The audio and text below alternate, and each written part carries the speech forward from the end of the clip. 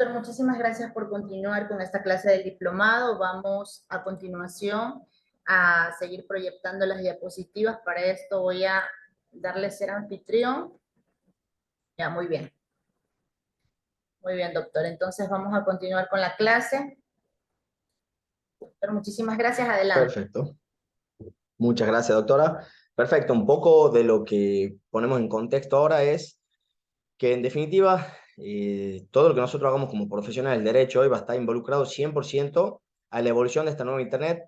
Quiero decirles que no dentro mucho nuestros dispositivos móviles, por los cuales hoy prácticamente utilizamos y hacemos todo, va a ser reemplazado. Esto seguramente, y bueno, hay ciertas discusiones doctrinarias al respecto, si va a ser por unas gafas de realidad virtual, donde ustedes van a poder evacuar todo como si fuese unos anteojos comunes, algo que ya existe de una manera más clara en distintos tipos de segmentos, ¿no? Es decir, pueden grabar con los anteojos comunes y escuchar también, son los anteojos Bose que han salido últimamente, no me pagan la publicidad, doctora, pero podrían, en donde prácticamente hoy estaremos diciendo que hay personas que se van a poder conectar y ver a través de una web con unos anteojos. Bueno, en definitiva, la interconexión que tiene esto, donde yo tengo unos anteojos bastante rudimentarios, porque es lo mismo que yo le podría comentar esos primeros celulares que existían y que eran grandes, parecían unos ladrillos y solamente permitían llamar. Bueno, estos son nuestros primeros celulares, nuestra primera conexión a una evolución de Internet, a una evolución de comunicación. Y bueno, nosotros siempre tenemos que preguntarnos cómo el derecho va a empezar a ayornarse hasta nuevas formas de evolución de comunicación.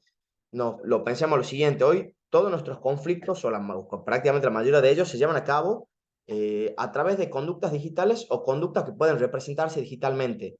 Desde el momento en que yo menciono que se ha producido un intercambio a través de una compra-venta por Internet, o he mandado un audio despidiendo a un trabajador, o lo que fuere, donde nosotros sabemos que tenemos distintas huellas que se van quedando cuando ponemos el GPS utilizando inteligencia artificial dentro de un automóvil, que son datos y metadatos a través de satélites geolocalizados.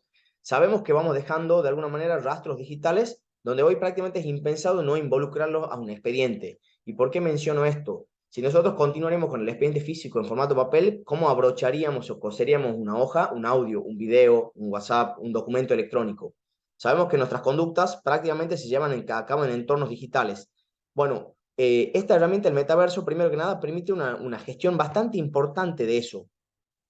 Estos son algunos de los metaversos que hoy pueden conocer: GTA, Roblox, Sandbox, Decentraland, Horizon, que es el que le voy a mostrar yo. ¿Por qué?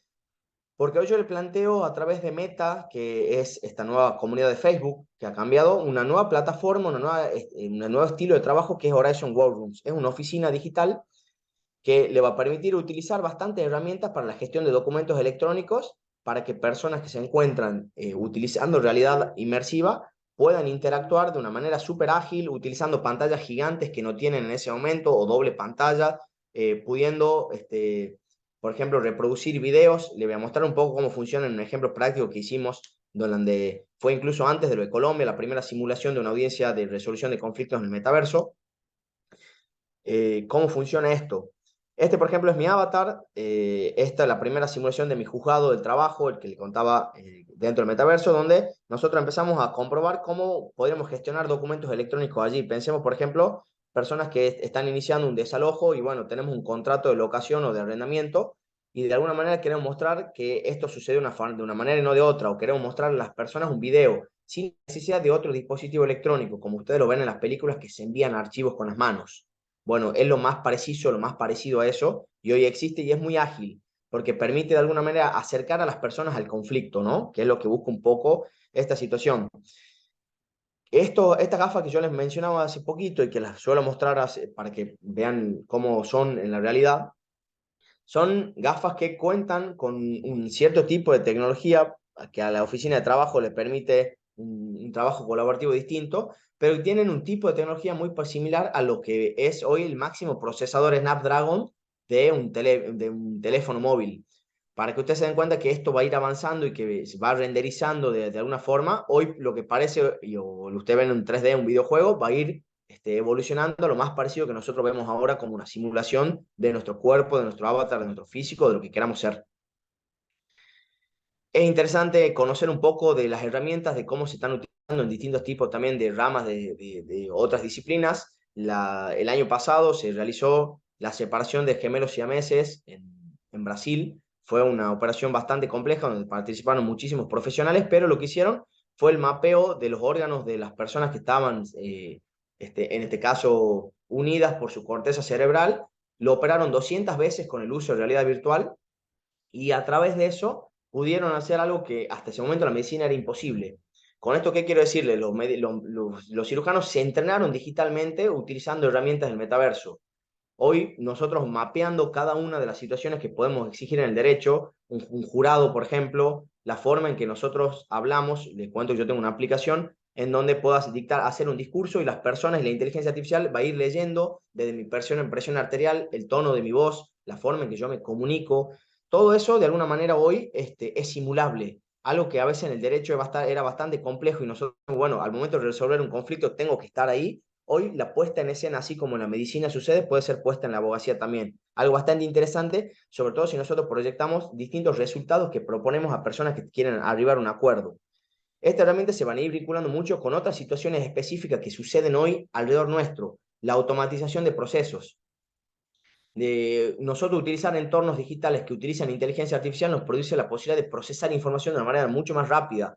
Se hace una crítica, por ejemplo, a la resolución de conflictos a través de un avatar, es lo que se pierde de la gestualidad de encontrarse en forma presencial. Bueno, esto va avanzando para que las gafas puedan tener una lectura paraverbal de cada una de mis situaciones faciales y paraverbales, y eso da información al mediador, da información al juez de cómo se siente o la jueza, de cómo se siente la persona que se encuentra interactuando en ese momento. Esta forma de inmersión, esto más parecido a un parque de Disney, lo que tienen los parques de Disney y de Orlando, esta situación inmersiva de ponerme en un lugar donde yo no me encuentro, me gusta hacer esta analogía del metaverso, de que son muy parecidos a los parques de Disney, yo no me encuentro en el mundo de Harry Potter o de Universal o de Avatar, sino que me encuentro en una simulación de que algo sucede de una forma específica. Y por otro lado, el gaming. Nosotros cuando hablamos de gamificación de procesos, algo que viene mucho a la cultura judicial ahora también y de aprendizaje y pedagógico, el hecho de incorporar este tipo de formas que parece que estás jugando y a la vez estás aprendiendo o estás pudiendo resolver un conflicto que para las personas es bastante íntimo, es interesante cómo se va vinculando con este nuevo tipo de tecnología. Entonces, yo, como pregunta retórica en esto, ¿puede valerse la justicia o la resolución de conflictos de realmente el metaverso? Totalmente, porque puedo trabajar colaborativamente de manera interdisciplinaria con psicólogos, psiquiatras, contadores, abogados, médicos, o toda rama que se necesite al mismo tiempo utilizando documentos electrónicos, pudiendo analizar todo al mismo tiempo, trabajando documentos electrónicos al mismo tiempo, y con herramientas que no poseo en el mundo físico, como puede ser, por le decía un poco, un monitor de 50 pulgadas que puedo ampliar una pantalla y mostrar a la doctora un video que esté pasando en estos momentos. Son soluciones más cercanas. El hecho de hacer una videollamada, bueno, yo le pregunto, ¿cuál piensa que es la evolución de la videollamada? Porque esto no queda acá. La evolución de la fotografía fue el video y la fotografía convencional, la fotografía 360 grados, que es un poco de lo que utiliza la herramienta del metaverso para la recreación. Bueno, la evolución del video es hacerse sentir ahí. La evolución del 3D y el 4D es justamente el 360 grados inmersivo, es estar en ese lugar. Entonces podemos poner a las personas encontrando en un lugar, como fue un accidente. Bueno, arreglemos, mirá, estás parado en la esquina de esta ochava donde fue el accidente y se ve de esta manera el semáforo. Entonces, señora, le explico, quien estaba deambulando por una situación equivocada o a través de una velocidad equivocada es usted, mire, lo calculo con inteligencia artificial el proceso. ¿Cuáles son las limitaciones? Primero que nada, los recursos. Pensemos que este tipo de dispositivo hoy es caro. Hoy, para ser inmersivo y para ser acceso específico, es caro. La conectividad, nosotros somos países emergentes donde tenemos ciertos problemas de conectividad. Esto funcionaría muy bien con tecnología 5G, pero si nos conectamos muchas personas al mismo tiempo anda mal. Y por otro lado, la alfabetización, el nuevo analfabeto 4.0. Antes la alfabetización estaba muy pesada con los recursos y hoy no, y hoy tiene que ver con muchos otros factores contextuales y societarios desde lo tecnológico, desde qué tipo de generación soy, qué políticas sociales existen para que yo aprenda a utilizar un celular y otros tipos de situaciones que, por ejemplo, hoy, un ejemplo muy específico es ChatGPT, que todas las personas están pudiendo utilizarlo. Es decir, lo asequible que es para la universalidad de la tecnología, hoy utilizar la máxima potencia tecnológica que tiene el universo. Entonces, qué interesante saber que si el metaverso también fuese tan asequible para las personas, créanme que se utilizaría mucho más que lo que se utiliza ahora. Y principalmente, algo que es muy procesal también, pero muy específico dentro del ámbito del derecho, que es el principio de equivalencia funcional. Si yo puedo realizar algo de una manera y mejorar los procesos de eficiencia, lo realizo. Dicho de otra manera, en una notificación, si puedo notificar por WhatsApp y no notificar por papel y gastar tiempo, gastar dinero, gastar recursos del Estado, y bueno, por principio de coherencia funcional puedo hacerlo. Lo que más se adapta a la herramienta principal es el proceso. Nosotros en la abogacía, la herramienta principal de la abogacía es el proceso. Ese debate dialéctico donde las personas pueden discutir de manera pacífica. Cómo se realiza algo abstracto, que es el proceso, se materializa en algo que parece abstracto, pero no lo es porque son bits y bytes, que es un expediente, o son documentos electrónicos, que es con lo que nosotros conversamos y con lo que está reproduciendo este video, que es la herramienta secundaria. Bueno, esa herramienta secundaria se va a ir valiendo de distintos tipos de herramientas, notificaciones electrónicas por mail, por WhatsApp, videollamadas, bueno, van a empezar a existir situaciones inmersivas donde yo voy a poner al juez o a la jueza en el lugar donde específicamente mi cliente estuvo o viene a reclamar. Bien, con eso termino un poco de la exposición y voy a mostrar específicamente nomás cómo hemos llevado a cabo una audiencia de la primera simulación en el metaverso, mostrándole un poco cómo ha sido esto. Fíjense que acá lo están viviendo como una primera o una segunda persona. El mediador o la persona que se encarga de resolver el conflicto es la persona que se ve en la pantalla física ya, esa persona humana, y las personas que están interactuando desde el punto de vista del actor demandado son personas que tienen Oculus Quest 2 y tienen avatar. Con eso se ha ido exponiendo el problema, cada persona tenía su dashboard o su lugar de trabajo, donde se fue exponiendo y las partes fueron conversando sobre la situación específica. Incluso existía un problema de violencia donde las partes no podían compartir el mismo espacio físico, no lo querían compartir, sin embargo se sintieron bastante cómodas con eso. Esto fue, si bien fue recreacional, tiene que ver con un marco de un conflicto que se fue sobrellevando y se propuso una solución que se pudo arribar en no menos de 30 minutos en una audiencia en el marco donde, les repito, bastantes conflictos y las partes arribaron a un acuerdo. Esto fue mucho antes de la primera audiencia que se llevó en Colombia. Bien, con esto, doctora, no sé si usted quiere hacer alguna pregunta al respecto para resolver algo de los conceptos que he dado. Es un poco complejo abordar mucho más desde lo técnico, tecnológico, por el tiempo que nos apremia. Sin embargo, con esto que quiero resaltar y terminar, la abogacía en sí, nosotros sabemos que es una obligación ética de medios. Si bien la abogacía no puede prometer resultados, sí puede prometer que nosotros vamos a utilizar los medios técnicos profesionales más relevantes y más idóneos para nuestros clientes, nuestras clientas, o propiamente dicho, para resolver cualquier tipo de derecho que tenga una índole humana. Si nosotros sabemos eso por un lado y sabemos que en definitiva lo que hoy nos interpela es la utilización de tecnología para mejorar cada punto de eficiencia, sabemos que como profesionales de derecho tenemos que adaptarnos o empezar a adaptarnos y empezar a tener nuevas conductas éticas, sociales y hasta motrices de cómo se utiliza tecnología para que no se vulneren el derecho de las personas. Si nosotros como abogados y abogadas no intervenimos en procesos tecnológicos, fíjense el miedo que existe hoy a la provisión de ChatGPT, por ejemplo. Bueno, porque tenemos que entender mucho más abogados y abogadas cómo funcionan las redes neuronales de caja negra para que hoy un sistema de predictor de datos tome una decisión o no, si puede o no tomarla. Si nosotros comprendemos como especialistas de conducta la tecnología, vamos a darnos cuenta de que si bien Zoom no estaba pensado específicamente para que se utilice a través de una audiencia judicial, bueno, nos dimos cuenta que la representación física de las personas para una audiencia judicial puede hacerse a través de esta plataforma una vez que la comprendimos y empezamos a utilizarla. Lo mismo viene con todas las nuevas tecnologías que son emergentes. Muchísimas gracias, doctor. Algunas de las preguntas que resultan acá del grupo de WhatsApp son las siguientes. ¿Qué dificultades usted podría ver que existen dentro de toda esta tecnología que actualmente, si bien es cierto, podría servir para de alguna manera optimizar todo lo que tiene que ver con el sistema judicial? ¿Cuáles serían las debilidades? Principalmente tiene que ver justamente con la forma de organización del Estado. Si yo hablo de un Estado republicano, como por ejemplo el argentino, donde nosotros tenemos una división de poderes específica, donde prácticamente el Estado se compromete al destino de recursos para que las personas puedan acceder a servicios esenciales, como por ejemplo la justicia, bueno, lo vemos de una manera como una cierta política del Estado también. Nosotros vemos que si existen personas en donde no tienen conectividad, por ejemplo, Internet, y yo necesito notificarlas específicamente electrónicamente y vemos que hay una vulneración del derecho. Bueno, nosotros siempre tenemos que en ese aspecto regular y gobernar de lo general a lo particular. Si nosotros vemos que tenemos la oportunidad de ir incorporando tecnología para que las personas puedan administrar la justicia de una mejor manera y tenemos la obligación prácticamente, como le mencionaba, de utilizar esta nueva tecnología. Ahora bien, el principal conflicto es el recurso. En pensar que es un tipo de tecnología que por ahora no es asequible, así como al principio un celular no era asequible para el común de las personas y existía uno por casa o personas no tenían, o como sucedió con, los televisores, la radio, etcétera. Bueno, esto en algún momento, y se está pensando como política económica por parte de las empresas privadas que llevan a cabo siempre la tecnología, de que esto sea mucho más asequible. Forman parte de la comunidad digital de Meta, en donde justamente se está pensando cómo la comunidad Legal Tech empieza a involucrarse mucho más con tecnologías emergentes como esta, para que no se vulneren derechos. Sin embargo, lo primero, creo que siempre va a empezar en esto, es la disrupción digital de la cabeza. Cuando nosotros hablamos de un cambio cultural y empezamos a ver que la abogacía no tiene que ser ese ritualismo formal en donde buscan fórmulas sacramentales únicamente para resolver conflictos y abre la cabeza a nuevas situaciones que pueden generar beneficios para la comunidad, porque pensemos que la justicia es la pacificación social, vemos la oportunidad, no vemos el conflicto. Muchas gracias, doctor. ¿Cuál sería la importancia de que los operadores de justicia, de todo el sistema judicial, que se involucre de alguna manera en adaptarse a todas estas herramientas tecnológicas y digitales? Y yo creo que en ese aspecto es fundamental entender que la sociedad hoy hipercomunicada va a un ritmo.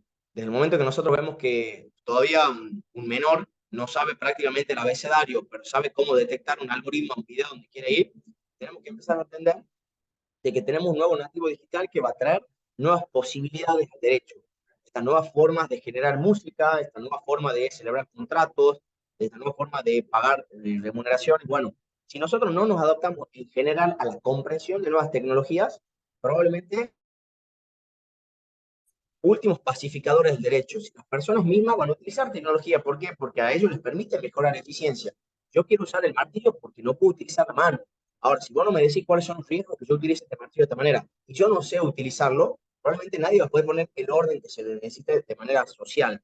Entonces yo creo que la alfabetización en la justicia de lo digital es totalmente obligatoria, así como existen hoy ciertas obligatoriedades para que los operadores de justicia aprendan sobre género, aprendan sobre discapacidad y toleren muchísimas situaciones para que adquieran nuevas capacidades sobre derechos humanos. Bueno, hoy Internet es considerado un derecho humano y decirle que la evolución de Internet es esta y nosotros tenemos que aprender cómo utilizarla es prácticamente una obligación, como le decía, de medios de la abogacía. Doctor, hay muchas personas involucradas, operadores de justicia, abogados, mediadores y todo lo que tiene que ver la juventud. La juventud está muy involucrada, prueba de ello es usted, pero también hay jueces, ahí hay otras personas como secretarios que son personas de la tercera edad y que todavía no se han jubilado. Y para ellos ha sido un reto y también ha sido un limitante de alguna manera el poder involucrarse en la era tecnológica y más que nada cuando fue la época de pandemia donde hubo el teletrabajo y donde las personas que no estaban acostumbradas a todo lo que tenga que ver con la utilización óptima de las herramientas digitales se quedaron en nada, porque si en esta época no sabes herramientas digitales realmente no puedes existir en el sentido de que no puedes promocionarte, no puedes acceder a espacios virtuales, no puedes acceder incluso a la educación virtual, porque estuvimos en plena pandemia en educación virtual. Entonces, este reto en cuanto a adaptarse de la generación de las personas de la tercera edad o personas que nunca han estado involucradas en la era digital, ¿cómo se vio allá en Argentina? ¿Cómo se vivió allá? Bueno, es bastante interesante lo que planteas porque para mí no es solamente una situación generacional. Si bien yo creo que fueron parte de una generación que utilizó todo tipo de tecnología 2D, y utilizó el libro en formato papel y hoy se capacita con lo último en formato podcast, video, etcétera. Yo sí creo que eso tiene que ver con una cuestión actitudinal. Me pasa, por ejemplo, que mi juez es una persona que es mucho más grande y sin embargo entiende lo que es el rol del líder disciplinario y el trabajo multidisciplinario. En este caso, cuando nosotros hablamos de jueces y juezas, están preparados para tomar decisiones, ¿verdad? Nosotros sabemos que el sistema de justicia es un sinfín y un entramado de personas que trabajan para la última decisión. Sin embargo, el juez no es el que hace todo o la jueza no es la que hace todo. Nosotros tenemos que entender, por un lado, esa situación de empezar a blanquear cómo funciona realmente el sistema de justicia y empezar a poner justamente en funciones a personas que puedan cumplir el soporte tecnológico y a personas que puedan optar por la última decisión. Nosotros pensemos en un cambio de sistema. Los últimos cambios de sistema que pasaron del formato escrito al formato oral, o por ejemplo en Argentina se pasó al formato adversarial en términos penales, y ya empezamos a hablar de jueces que empezaron a actuar de una manera distinta, a jueces que ya no eran jueces que dictaban sentencias, sino garantizaban un proceso. Entonces, como una persona que trabajaba hace 20 años de la misma manera, ahora tiene que pensar para litigar de otra forma. Los cambios traen aparejado incomodidades, sin dudas. Sin embargo, existe una cierta obligación al momento de jurar por mi disciplina, así como el juramento hipocrático en la medicina me obliga a que si se tengo que operar de una manera que ya ahora es laparoscópica y no tener que introducir otra forma para generar sutura y más dolor en el paciente, bueno, tendré que adaptarme también a esta nueva forma de ejercer los derechos. Yo creo que esta forma de adaptación tiene que ir acompañada totalmente, pero lo importante es querer adaptarse. Yo entiendo que lo que nosotros no tenemos que saber programar, ni tenemos que saber sobre 0 y 1. Tenemos que saber qué se puede hacer con tecnología, lo mínimo indispensable para que las personas no se encuentren vulneradas, porque quien hay que pensar cuando uno es servidor es en el otro, no en uno mismo, no en la incomodidad que siento, sino imagínense las personas cómo estarían sin poder resolver los máximos problemas de su sociedad. Por ejemplo, la libertad individual. Muchas gracias, doctor. De alguna manera, ¿cómo garantizar que estas audiencias telemáticas, con esto de la era tecnológica, en cuanto a la seguridad jurídica, que se garantice la identidad de las partes? ¿Usted ve ahí dentro de esto alguna debilidad? Porque es algo que ciertos sectores critican en cuanto a el acceso a la justicia, pero en el momento de poder verificar la identidad de las partes, ahí hay un tema muy importante, doctor. Es interesante plantear en términos de identidad y de seguridad digital, porque son quizás dos conceptos diferentes cuando nosotros hablamos de que, por ejemplo, el Poder Judicial utiliza Meet, utiliza Zoom, ¿y a dónde pensamos que van los datos que se graban acá? O sea, cuando nosotros hablamos de ciberseguridad, existe temor a lo más novedoso, pero cuando nosotros ponemos sí acepto todo al bajar una aplicación o al generar un usuario para mandar un mail incluso, ¿a dónde pensamos que va todo eso? Entonces, también falta un poco de comprensión de ese lado. Ahora bien, cuando nosotros hablamos, por ejemplo, también de la realización de una audiencia por videollamada o por cualquier tipo de dispositivo, ¿de qué manera hoy yo me encuentro obligado, por ejemplo, a dar mis datos personales, a mostrar mi DNI a través de la cámara o un sistema de validación a través de una firma electrónica? Y pensamos también en lo que implica algo para mí muy importante en la abogacía, que es la ética judicial. Si nosotros no creemos en los profesionales donde quien alega un hecho lo tiene que probar, quiere decir que la carga de la prueba de que un testigo venga y, por ejemplo, hable sobre un hecho que no tiene interés en el proceso, bueno, en definitiva yo me estoy encargando de que de alguna manera esto suceda de una forma y no de otra. Existen muchas formas de validación, ya sea si fuese de un avatar, por ejemplo, al momento de convalidar una cuenta o un tipo de interacción, o también, por ejemplo, al momento de realizar en este momento cara a cara una audiencia. Lo que nosotros siempre tenemos que, de alguna manera, entender es que para eso tenemos herramientas digitales también de interconexión. En el Registro Nacional de las Personas, por ejemplo, de Argentina, y bueno, nosotros sabemos que esa persona puede interactuar a través de eso utilizando una aplicación y convalidar que es quien dice ser. Podemos nosotros de alguna manera tener ciertos criterios de validación, hasta mínimos, como al momento que utilizamos un CAPTCHA. Bueno, si nosotros sabemos que podemos hacer llegar a una persona un CAPTCHA específico a su domicilio, donde lo tiene registrado también a nivel nacional, y para ingresar al espacio virtual tiene que hacer de la misma manera, y bueno, vamos pasando ciertos criterios de validación, si bien entiendo yo de que hoy no es el máximo problema, lo interesante es que nosotros entendamos cómo funciona para poder realmente entender cómo podemos sacar esas nuevas inseguridades jurídicas, entre comillas. Muchas gracias, doctor. Yo voy a repetir cuáles son los avales de nuestro evento mientras usted por ahí acomoda un poquito el micrófono porque hay una interferencia que no se logra apreciar muy bien toda la respuesta brillante que usted ha dado y todavía hay más preguntas. Entonces yo voy a repetir cuáles son los avales hasta ver si algo por ahí se acomoda. Muy bien, estamos avalados por la Federación de Colegios de Abogados de la República Bolivariana de Venezuela, estamos también con la Academia Latinoamericana de Derecho Penal Penitenciario, la Fundación, la Fundación Cabildo Abierto de Izcapchaco, que es una fundación argentina, la Colegiatura de Orden de la Abogacía Colombiana, la Asociación Civil de Discapacitados de la Costa de Argentina, Proyecto Tijuana Inocente, también estamos con otras instituciones como la Comunidad de Especialistas de Métodos Alternos de Solución de Conflictos y Justicia Restaurativa, la Fundación Universitaria San Mateo de Colombia, la Organización Mundial de Abogados, también el Colegio de Doctores en Derecho. También avala nuestro evento la Cooperativa Liberté, que es una cooperativa que funciona dentro de la cárcel de máxima seguridad en Batán, allá en Argentina. Y también hay otras instituciones que avalan nuestros eventos. Los diplomados son totalmente gratuitos con el certificado gratuito. Para acceder a esto deben mandar un mensaje al número que deje aquí en contactos, entrar a la página de Facebook Abogada Carolina Ramón Ecuador, al canal de YouTube Abogada Carolina Ramón, para registrar la asistencia. Entonces, doctor, hola, hola, vamos a ver si lo escucho mejor ahí. A ver, ¿ahí me escucha mejor? Sí.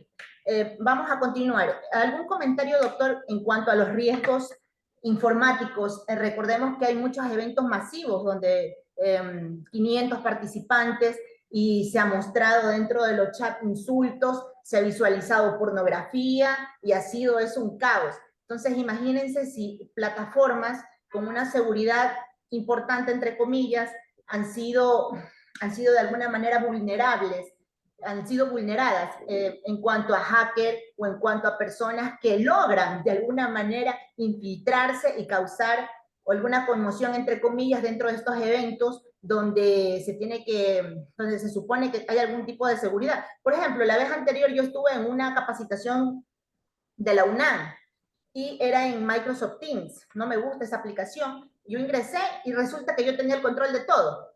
Yo no me había dado cuenta. Yo aplastaba por aquí, se salía alguien. Aplastaba por acá, se paraba la pantalla. Y yo decía, ¿qué pasaba? Y al final, por último, no aparecía en el registro de los asistentes. Entonces yo me molesté y les conté que más bien la plataforma era vulnerable, que yo estaba manejando todo sin querer y que yo estuve dentro de la capacitación. Entonces ocurren este tipo de cosas. ¿Cuál para usted sería la plataforma más confiable? Una y otra, algún comentario con respecto a estos riesgos en cuanto a los delitos informáticos. Bueno, lo principal en esto es empezar a concientizar en ciberseguridad.